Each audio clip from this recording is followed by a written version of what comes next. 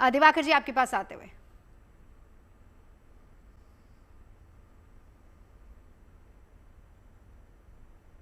दिवाकर जी मेरी आवाज अगर आप तक आ रही है, आखिरी 3 राशियां मकर, कुंभ और मीन। जी, मकर की बात करेंगे तो वाणी की तीव्रता में वृद्धि की स्थिति बनेगी, तो वाणी पर नियंत्रण रखना बहुत जरूरी है। पराक्रम तथा सामाजिक दायरे में वृद्धि बहुत अच्छी होती दिखाई दे रही है। तो यदि पॉलिटिकल क्षेत्र से जुड़े हैं तो आपके लिए बेनिफिशियल होगा, बेहतर होगा। संतान पक्ष से सामान्य चिंता की स्थिति बनती हुई दिखाई देगी। शुगर की समस्या यदि पहले से है आपको, तो आपको बिल्कुल ही सतर्क हो जाना चाहिए और खान पान का ध्यान रखना चाहिए। कार्यों में भाग्य का साथ थोड़ा सा कम प्राप्त होगा, इसलिए परिश्रम को बढ़ाना पड़ेगा।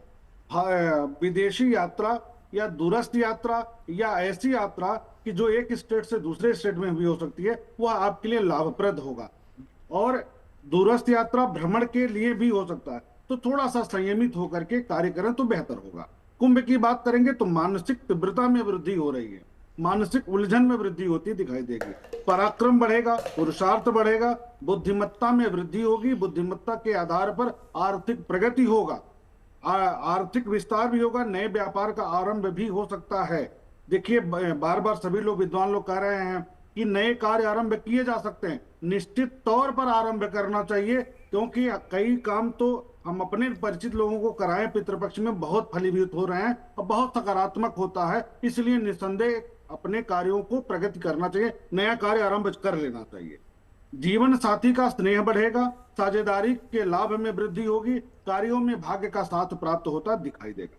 मीन की बात करेंगे तो सामाजिक दायरा बढ़ रहा है, नौकरी में परिवर्तन हो रहा है, पदोन्नति की स्थिति बन रही है, नई जिम्मेदारी प्रदान हो सकती है और नई व्यवस्था में आप जा सकते हैं। प्रतियोगिता में विजय हो सकता है। दूरस्थ यात्रा को न करें तो बेहतर होगा। जीवन साथी के साथ थोड़ा सा तनाव बढ़ेगा, भोग विलासिता पर खर्च बढ़ सकता है, मानसिक शांति बढ़ेगी। विवाह आदि के लिए चल रहे प्रयास सकारात्मक परिणाम प्रदान कर सकते हैं। वो एक फंक्शन आप नहीं करेंगे, लेकिन ऐसा हो सकता है कि जिससे आपका रिश्ता होने वाला है उससे मुलाकात हो जाए या ऐसे लोग परिवारों का जुड़ाव हो जाए। इस तरह की स्थितियां बनती हुई दिखाई देंगी। चलिए जी, मैं यहीं से एक सवाल वान्या जी आपके पास, क्योंकि दिवाकर जी ने बड़ी अच्छी बात कही है कि आप शुभ कार्य कर सकते हैं, तो इस दौरान, पितृपक्ष के दौरान अगर किसी को कोई शुभ कार्य करना है तो क्या किया जाए, उसके लिए कोई एक उपाय आप बताइए।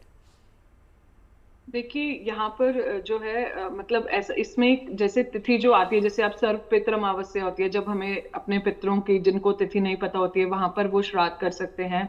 एक महानंदी पर जो होता है, महानंदी पर भी जो है आप कुछ चीजें कर सकते हैं। तो इसमें जो एक ये महानंदी तिथि आती है या फिर सर्व पितृ अमावस्या, जैसे हमें डेट्स ही नहीं पता, तिथियां ही नहीं पता, तो कलेक्टिव भी आप कर सकते हो।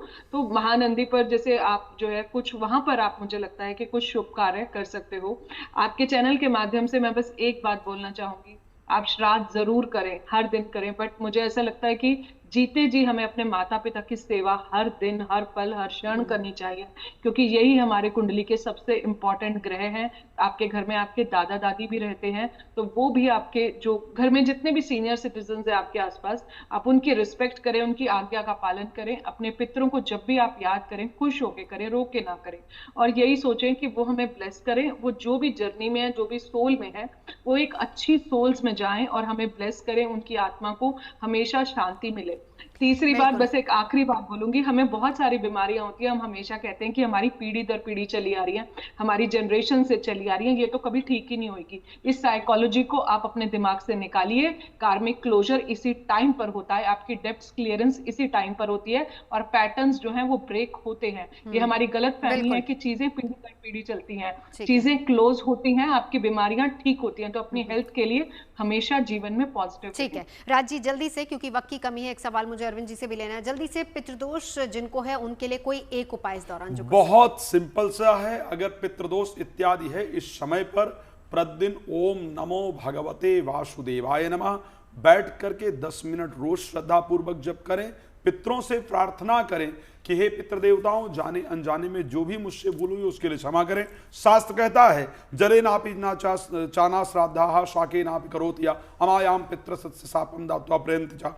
यदि हम विष्णु भगवान का स्मरण कर लेंगे पूरे पितृपक्ष, तर्पण के बाद कहा जाता है विष्णु अर्पणम अस्तु, जो कुछ हम करते हैं उसको हम विष्णु को अर्पण करते हैं। ओम नमो भगवते वासुदेवाय नमः कीजिए, आपको मोक्ष मिलेगा। ठीक है, एक आखिरी सवाल, वही सवाल जो वाना जी से किया। अरविंद जी, शुभ कार्य करना हो तो कोई एक उपाय जिससे शुरुआत? देखिए, एक चीज ध्यान दीजिए, पितृपक्ष कोई अशुभ नहीं है। देव कार्य से पूर्व पितृकार्य किया जाता है।